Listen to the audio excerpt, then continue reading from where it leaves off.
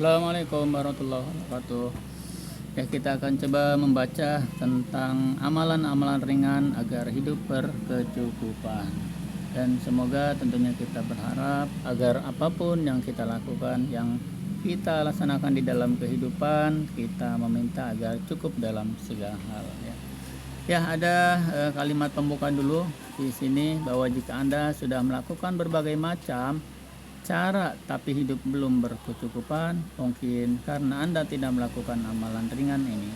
Nah, apa sajakah amalan ringan ini? Coba kita mulai bahas satu persatu, semoga bisa bermanfaat insya Allah. Hidup berkecukupan adalah impian setiap orang. Anda sudah kerja keras, banting tulang, tetapi masih saja merasa kekurangan.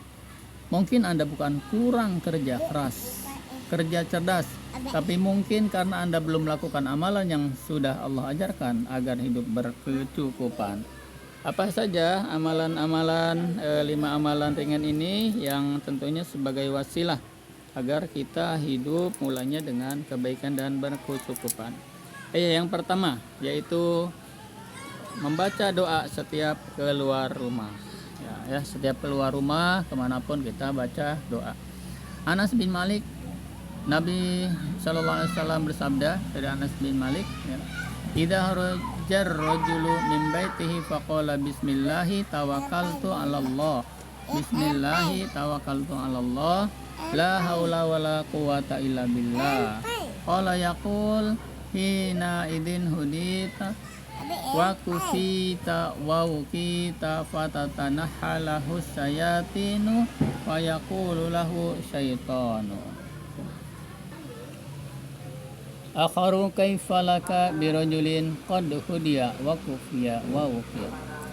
Jika seseorang keluar rumah lalu dia mengucapkan bismillahi tawakkaltu 'ala Allah la haula wala quwata illa billahil aliyyil azim. Dengan nama Allah aku bertawakal pada Allah, tidak ada daya dan kekuatan kecuali dengannya. Maka dikatakan ketika itu engkau akan diberi petunjuk, dicukupkan dan dijaga, dan setan pun akan menyingkir darinya.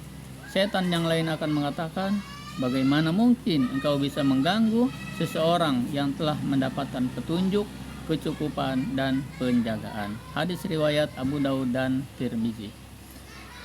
Nah, yang kedua yaitu membaca Al-Ikhlas, Al-Falaq, An-Nas setiap pagi dan petang. Yang pertama tadi membaca doa ketika keluar, doanya Hasbunallahu wa ni'mal wakil wala haula wala quwata illa billahil aliyyil azim. Dan yang kedua yaitu membaca Al-Ikhlas, Al-Falaq dan An-Nas setiap pagi dan petang. Wan Abdillahi ibnu Khubaib bidammil qail mu'jamatin radhiyallahu anhu qala li Rasulullah sallallahu alaihi wasallam iqra'u qul huwallahu ahad wal mu'awwadzataini hina tumsi wa hina tusbihu salasa marratin takfika min kulli syai'in. Abdullah bin Hubaib dengan mendawamkan kha mu'jamah radhiyallahu anhu berkata bahwa Rasulullah sallallahu alaihi wasallam bersabda. Abdullah bin Hubaib dengan mendawamkan kha mu'jamah radhiyallahu anhu berkata, Rasulullah sallallahu alaihi wasallam berkata kepadaku, bacalah qul huwallahu ahad.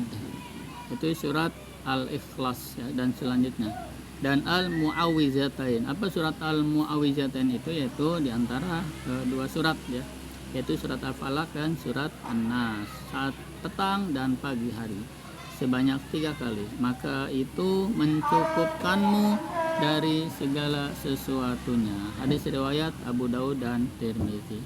Nah, jadi yang kedua yaitu membaca surat Al-Ikhlas, Al-Falaq dan An-Nas setiap pagi dan petang. Nah, yang ketiga yaitu membaca 2 ayat terakhir surat Al-Baqarah sebelum tidur. Yaitu membaca 2 ayat terakhir surat Al-Baqarah sebelum tidur. Dari Abu Mas'ud Al-Badri radhiyallahu anhu bahwasanya Nabi sallallahu alaihi wasallam bersabda, "Man qara'a bil ayataini min akhir suratil Baqarati fi lailatin kafata." Siapa yang membaca 2 ayat terakhir dari surat Al-Baqarah pada malam hari, maka ia akan diberi kecukupan. Siapa yang membaca 2 ayat terakhir dari surat Al-Baqarah pada malam hari, maka ia akan diberi kecukupan. Bagaimana 2 ayat terakhir surat Al-Baqarah yang awalnya yaitu lillahi ma fis samawati wa ma fil ardh wa in tubdu ma fi anfusikum aw tukhfuhu yuhasibkum bihillah wa yaghfiru liman yasha wa yu'adzibu man yasha wallahu ala kulli syai'in qadir, dan selanjutnya. Yang bisa dilihat 2 ayat terakhir surat Al-Baqarah di Al-Qur'an. Ya, yang selanjutnya yaitu membaca zikir surat At-Taubah ayat 129. Dari Abu Darda radhiyallahu an bahwa siapa saja yang mengucapkan zikir hasbiyallahu la ilaha illa huwa alaihi tawakkaltu wa huwa rabbul arsyil azim. Hasbiyallahu la ilaha illa huwa alaihi tawakkaltu wa huwa rabbul arsyil azim. Hasbiyallahu la ilaha illa huwa alaihi tawakkaltu wa huwa rabbul arsyil azim. Cukuplah Allah bagiku, tidak ada Tuhan selain Dia. Hanya kepadanya aku bertawakal, dan Dia adalah Tuhan yang memiliki arsy yang agung. Surat At-Taubah surat yang ke-9 ayat ke-129. Hasbiyallahu la ilaha illa huwa alaihi tawakkaltu wa huwa rabbul arsyil azim. Hasbiyallahu la ilaha illa huwa alaihi tawakkaltu wa huwa rabbul arsyil azim. Hasbiyallahu la ilaha illa huwa alaihi tawakkaltu wa huwa rabbul arsyil azim.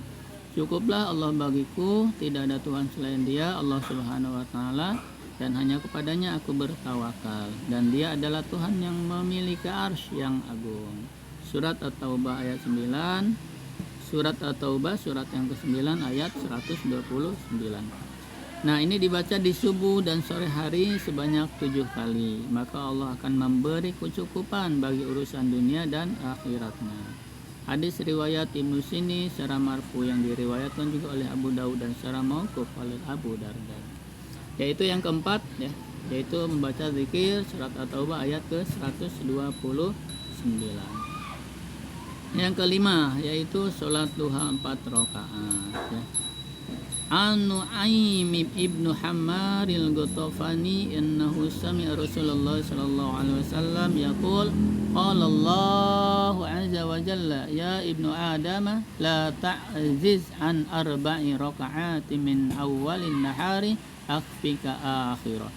Dari Nu'aim bin Hammar al-Ghatafani, beliau mendengar Rasulullah sallallahu alaihi wasallam bersabda, Allah Ta'ala berfirman, wahai anak Adam, janganlah engkau tinggalkan 4 rakaat salat di awal siang, yaitu di waktu duha, maka itu akan mencukupimu di akhir siang.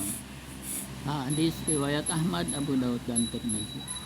Dari Nu'aim bin Hammar al-Ghatafani, beliau mendengar Rasulullah sallallahu alaihi wasallam bersabda, Allah Ta'ala berfirman, wahai anak Adam, janganlah engkau tinggalkan 4 rakaat salat di awal siang di waktu duha, maka itu akan mencukupimu di akhir siang. Allah Subhanahu wa taala berfirman, wa annahu huwa agna wa aqna. Wa annahu huwa agna wa aqna, dan sesungguhnya Dialah yang memberikan kekayaan dan kecukupan. Wa annahu huwa agna wa aqna, dan sesungguhnya Dialah Allah yang memberikan kekayaan dan kecukupan. Surat An-Najm surat ke-53 ayat ke-48. Allah Subhanahu wa taala itu Maha Adil, dan Allah memberi kecukupan, dan Allah juga memberikan amalan kepada hamba-hambanya agar kita berkecukupan, insyaallah. Mudah-mudahan kita diberikan kecukupan oleh Allah Subhanahu wa taala dengan amalan-amalan sederhana ini yang bisa kita praktekkan setiap hari, setiap saat. Demikian dari kami, mudah-mudahan bisa dipraktekkan. Billahi taufiq wal hidayah. Assalamualaikum warahmatullahi wabarakatuh.